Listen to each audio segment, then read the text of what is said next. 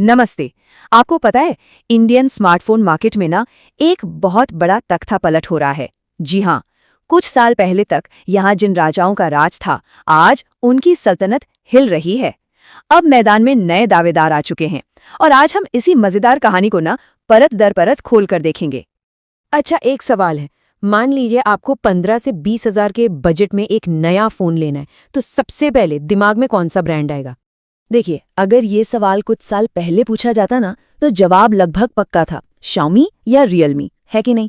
इन दो ब्रांड्स ने value for money वाले सेगमेंट पर पूरी तरह से कब्जा कर रखा था। लेकिन अब खेल पूरी तरह से बदल गया है। कहानी में एक नया ट्विस्ट आ चुका है। और पता है क्या, इस रेस में अब कुछ ऐसे नए चेहरे सबसे आगे निकल रहे हैं जिनके बारे में कुछ साल पहले तो किसी ने सोचा तक नहीं होगा। तो सवाल ये है कि आखिर ये बदलाव हुआ तो हुआ कैसे।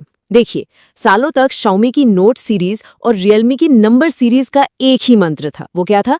कम से कम कीमत में सबसे ज्यादा फीचर्स दो और मार्केट पर छा जाओ। लेकिन फिर उनकी स्ट्रैटेजी में बहुत बड़ा यू टर्न आया। मार्केट पर कब्जा करने के बाद उनका फोकस अब मार्केट शेयर से हटकर प्रॉफिट पर चला गया। और देखिए, ज्यादा प्रॉफिट कमाने का सीधा रास्ता क्या है?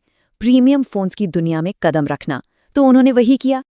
और जैसे ही इन बड़े खिलाड़ियों ने अपनी नजरें प्रीमियम सेगमेंट पर टिकाईं, उन्होंने अपने पीछे मिड रेंज मार्केट का सिंहासन खाली छोड़ दिया। और ये एक ऐसा मौका था जो बस किसी और के इंतजार में था। तो फिर इस खाली सिंहासन पर बैठा कौन?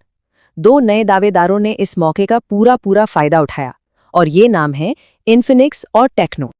अब ये नाम सुनकर आपको लग सकता है कि ये कोई नए खिलाड़ी हैं, लेकिन ऐसा है नहीं। ये दोनों ब्रांड्स एक ही बहुत बड़ी पेरेंट कंपनी का हिस्सा हैं, जिसका नाम है ट्रांसियन होल्डिंग्स। और हाँ, आइटल ब्रांड भी इन्हीं का है।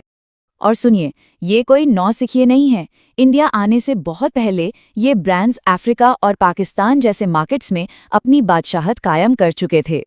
मतलब टेक्नो नाइजीरिया और केन्या में नंबर 1 है और इन्फिनिक्स पाकिस्तान में टॉप सेलिंग ब्रांड है।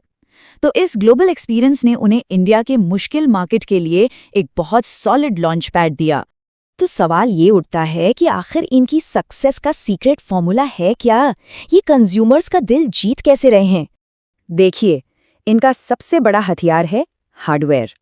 जरा सोचिए, 20,000 रुपए से भी कम में LPDDR5 रैम और UFS 4.0 स्टोरेज। अगर आपको ये टेक्निकल लग रहा है तो आसान भाषा में समझिए। इसका मतलब है ऐप्स पलक झपकते ही खुलेंगे और फोन मक्खन की तरह चलेगा। ये वो परफॉर्मेंस है जो पहले सिर्फ और सिर्फ महंगे फोन्स में मिलती थी। लेकिन बात सिर्फ हार्डवेयर की नहीं है। उन्होंने अपनी सबसे बड़ी कमजोरी यानी कि सॉफ्टवेयर को अब अपनी ताकत बना लिया है।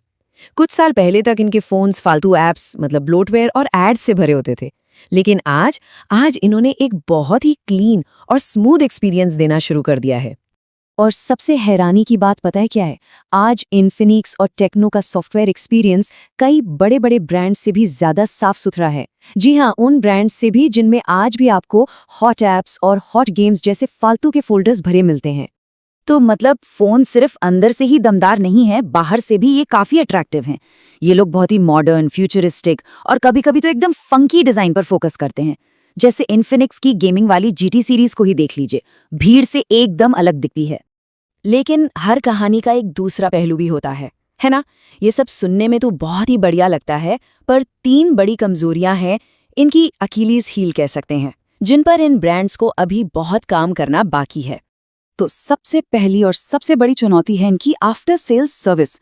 इसकी क्वालिटी को लेकर ना अक्सर शिकायतें आती रहती हैं।